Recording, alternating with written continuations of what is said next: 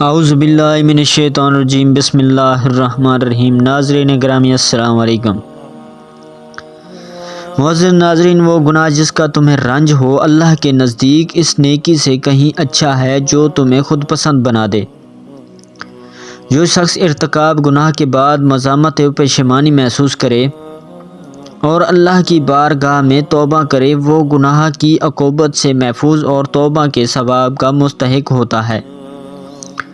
اور جو نیک عمل بجا لانے کے بعد دوسروں کے مقابلے میں برتری محسوس کرتا ہے اور اپنی نیکی پر گھمنڈ کرتے ہوئے یہ سمجھتا ہے کہ اب اس کے لیے کوئی کھٹکا نہیں رہا، وہ اپنی نیکی کو برباد کر دیتا ہے اور حسن عمل کے ثواب سے محروم رہتا ہے۔ ظاہر ہے کہ جو توبہ سے معصیت کے داغ کو صاف کر چکا ہو وہ اس سے بہتر ہوگا جو اپنے غرور کی وجہ سے اپنے کیے کرائے کو ضائع کر چکا ہو اور توبہ کے ثواب سے بھی اس کا دامن خالی ہو۔